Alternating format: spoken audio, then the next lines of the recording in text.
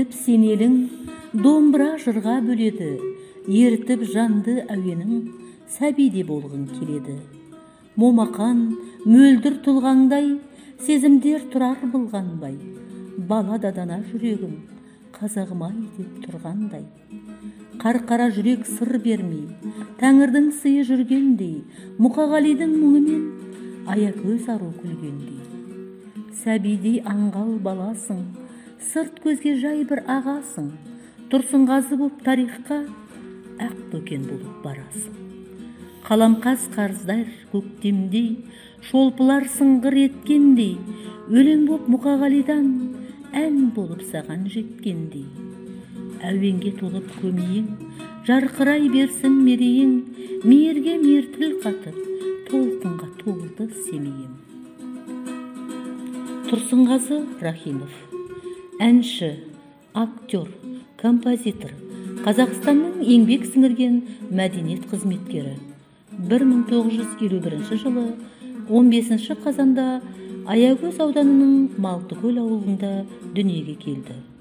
Тұрсынғазы ағамыз Алматыдағы эстрадалық цирк колледжін бітірді. Композитордың 100-ге тарта әндері бар. Дариға домбырамды берші маған, 30-дан асып барамын, мен сені сағынғанда, санаулы күн, санаулы ай, санаулы жыл, сәби болғым келеді секілді әндері халық арасында сүйіспеншілікпен орындалып жүр. 1994 жылы сәби болғым келеді деген атпен әндер жинағы шықты. Ол Мұқағали Мақатаев атындағы сыйлықтың иегері, республикалық деңгейдегі бірталай өнер байқауларының лауреаты.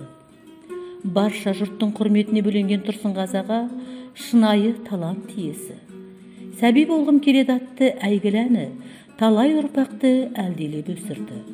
Халықты әсем әнімен, әдемі әуенімен баурап, ерекше дарынымен қазақ өнерінде өшпес қолтаңбасын қалдырды.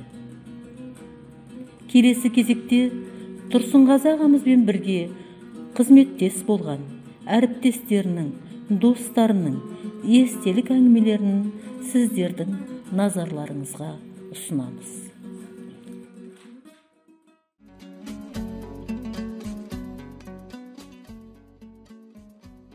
Армысыздар ағайын. Түкөн жайлы естеліктер айтар болсақ, әрине өте көп. Жұмыста да, қызметте де, өмірде де, өнерде де бірге жүрген ең жақын досымыз екені анық. Жанұямызбен араластық. Түкөнді білгеніме менің 40 жылға тақау уақыт болды. Сонау 80-ші жылдардың басында Жарма ауданы Қапанбұлақ ауылына концерт қойып, бригадасымен барып, біздің үйде қонақ болып, сондай ойнап күліп шалқып жатушы еді. Балалар да мәз болып, концертті тегін көріп, туысқан сияқты болып кеткенбіз. Енді Түкең менен Мұқан Төлеубаев атындағы колледжде де бірге істедім.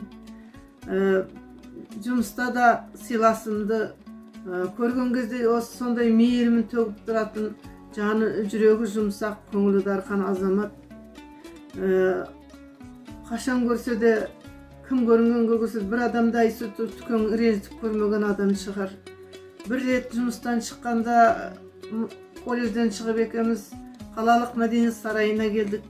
Сонда бірге келіп, мәдениет сарайында екеуміз амандасып, бала-шағаның қалын сұрап тұрсақ, сондағы әріптестеріміз күледі.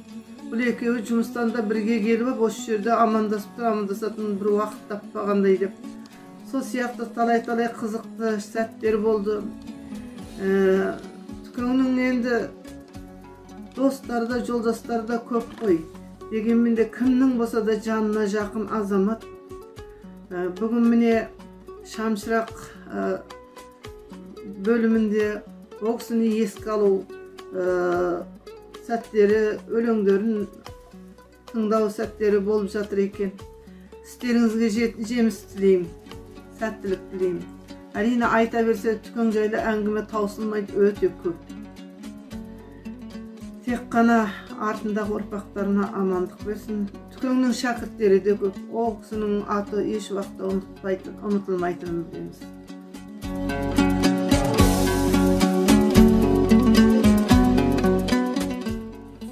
Тұрсынғазы Рахим деген кісі қазақтың бір туар азамат деп айту керек. Бұл кісі өте қарапайым, өте жақсы адам еді. Міне биыл ел болып 70 жылдығын тойлап жатыр. Ескерткішін ашты дейді. Ол дұрыс. Ел еске алмаса кім алады? Еске біз алуымыз керек. Ол еңбекті біз үшін тастап кетті артына. Қанша әндері қалды. Соның ішіндегі ең айтарға тұратын, менің өз көкірегіме ұялаған бір әні бар, ол «Сәби болғым келеді». Әр тойда осы «Сәби болғыммен» бастап өлең айтамын мен. Оның себебі мынандай еді. 1996 жылы Жамбылдың 150 жылдығына Аягөз қаласында үлкен айтыс өтпекші болды. Сол айтысқа Серік Оралтаев мәдениет бөлімінен Тұрсынғазы және мен үшеуміз баратын болдық. Таңертеңгі пойызға отырып Аягөзге келдік. Айтысты өткізіп болғаннан кейін қайтыста екеуара өзіміздің әңгімеміз болды. Содан ол кісі 2 жас кіші болса да аға дейтұғын. Аға, осы сіз айтыңызшы, менің әндерім сізге ұнай ма, ұнамай ма деді. Мен айттым, ондай сұрақ болам екен. Әр композитордың тудырған әні өзінің баласы, оған біз мынау жақсы, мынау жаман деп төрелік айта алмаймыз. Бірақ әр композитордың өзінің паспорты болады. Халыққа берген әнің халық әні болып кеткен «Сәби болғым келеді». Сәби болғым сені қай уақытта болсын, дүр жолда түседі атыңды өшірмей, қай тойға барсаң да «Сәби болғым келеді» деген әнді айтпайтын кісі жоқ. Кішкене баладан бастап қартайған шалға дейін айтады. Үлкен апаларыңа дейін, аталарыңа дейін айтады, бұндай әнді шығара алмайды. Және сен ақылды адамсың. Кеше Мұқағалиды көрген кісісің. Құдай саған оның көруге жазып, біз көргеніміз жоқ, сен көрдің оны. Ол да үлкен саған берген Алланың сыйы. Енді Мұқағалидың әндеріне қанша, сөздеріне қанша ән жаздың міне. Бұл дегенің үлкен жетістік, бауырым. Жетістіктен жетістікке жете бер. Бұдан қайтуға болмайды. Бір алған екенсің, алға қарай жүре бер дедім мен. Аға, енді осыдан артық мақтаудың да, марапаттың да маған керек жоқ шығар деді. Берген ала бер дедім мен қалысында. Күлді де қойды. Содан арада талай жыл өтті. Менің 60 жылдығым келе қап, сонда соны жүргізді. Жүргізіп берді, рахмет. Бірақ не керек? Уақыт дегенің уақыт, өз дегенін жасамай қоймайды. Осындай қайтыс кетіп қалады деп кім ойлаған?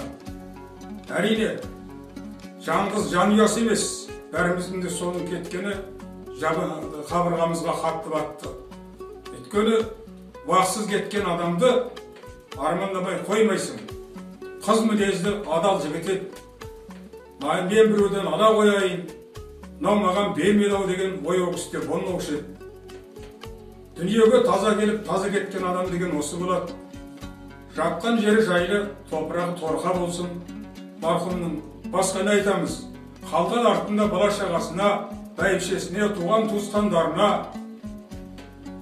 Келінімнің атын ұмытпасам Бәтима ғой деймін. Аман жүрсін бәріне, саулық тілеймін.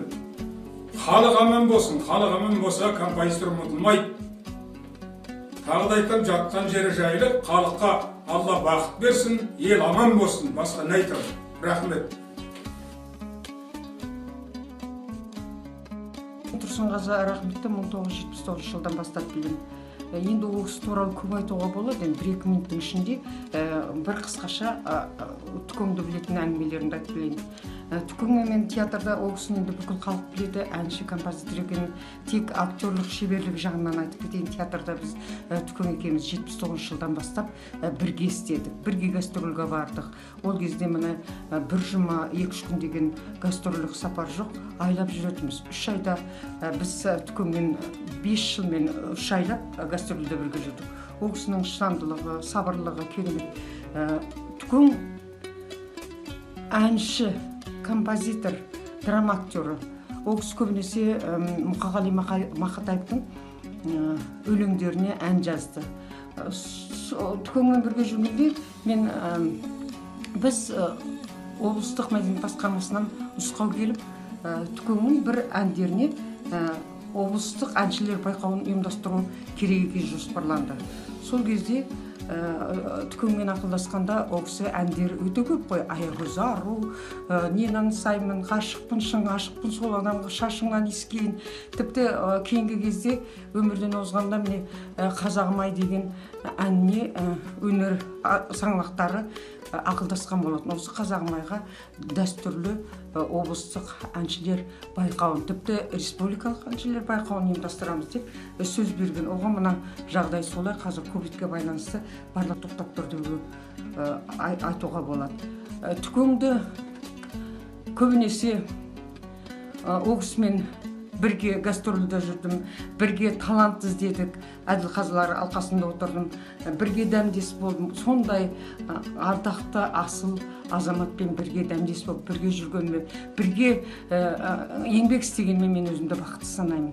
Түкең туралы күндеп, айлап, жылдап айтуға болады, уақыт оған сыймайды.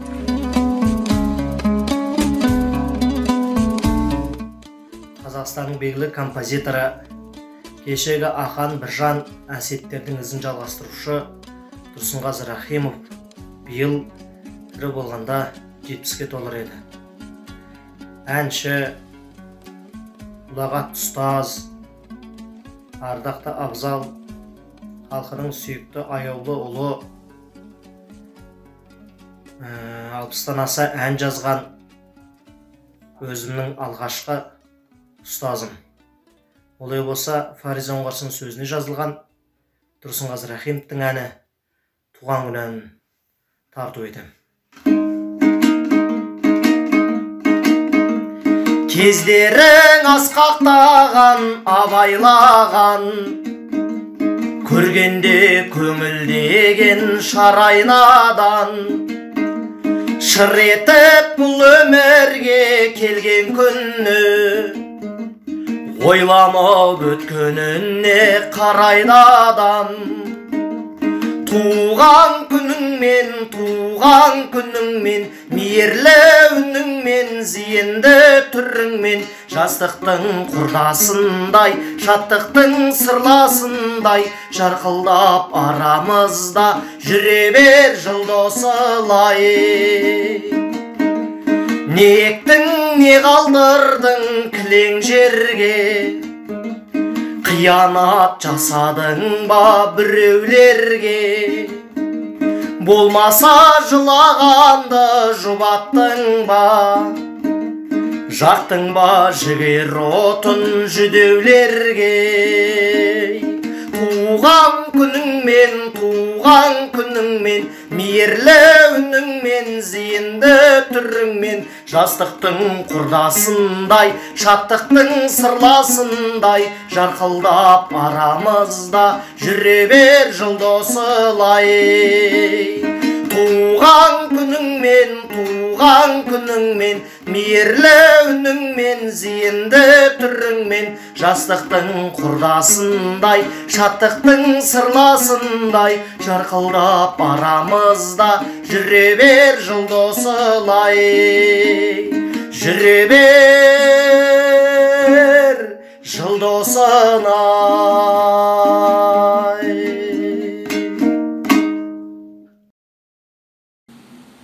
Тұрсынғазы Рахимов туралы айтатын болсақ, ол кісімен 88 жылы Абай театрына жұмысқа орналасқан кезімде танысқанмын. Ол кезде сахна сазы ансамблі қайтадан құрылып, сол ансамбльдің мүшесі болып орналасқанбыз. сол кезде Тұрсынғазы аға театрда актер болып жұмыс істейтін. Актерлар бар, ансамбль бар, бишілер бар. Бәріміз гастрольға шығып, гастроль саяхатында сол кісімен жүргенде нағыз тығыз танысқанмын. Тұрсынғазы ағаның әндерін бұрын естігенсем де сол кісінің әндері деп білмейтінмін. Нағыз сол кісінің Тұрсынғазы ағаның әндері деп естігенімде өзім аң-таң қалғам. Әндері өте сүйкімді, жақсы, бұлай да жақсы көретінмін. Енді жақын танысқанда ол кезде өзінің құр әндері емес, өзінің жеке орындауын көрдім. Көзім жетті сол кездерде. Сол кездерде өзіме ол кісінің өнерін жаңа аштым деп айтуға болады. Енді Тұрсынғазы аға мінезі әрқашанда есімде қалады. Өзінің ашық, кішіпейілі, жылы жүзді жүрісі бәрі өзіме ешқашанда есімнен шықпайды. Бұл жолыққанда да, жүргенде де жай бұлай ашық күлкісі мен даңғырлық мінезімен ылғи еске саламыз. Биыл қала бойынша 70 жылдығын мерейтойын біз өткізіп жатырмыз. Жатқан жері торқа болсын.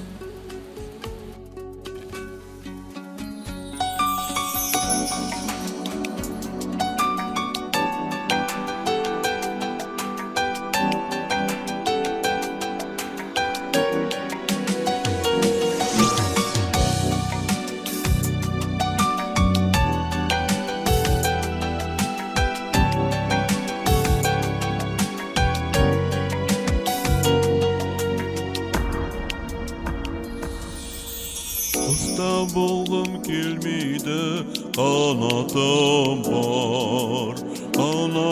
бар күмістен жаратылған. Сәби болғым келеді, сәби болғым. Бұл өмірге хабарсыз жаңа туған. Сәби болғым келеді, сәби болғым. Бұл өмірден хабарсыз жаңа туған. Бесігі кең жаһан тарылмаған, біреуге бар біреуге табылмаған. Сәби болғым келеді, сәби болғым. Ана сүті аузынан арылмаған. Сәби болғым келеді, сәби болғым. Ана сүті аузынан арылмаған.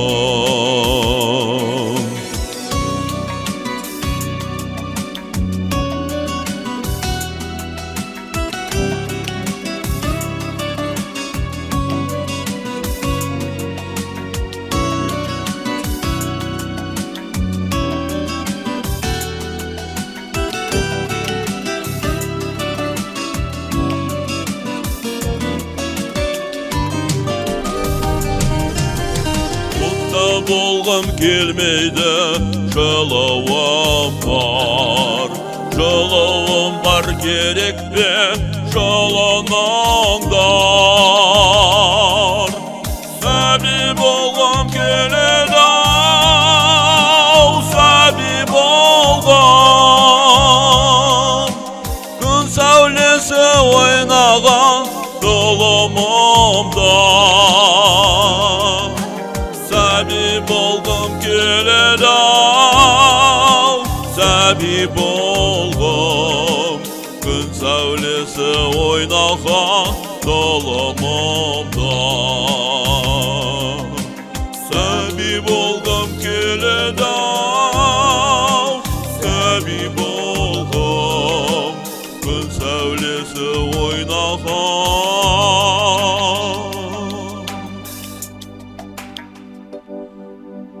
толымымда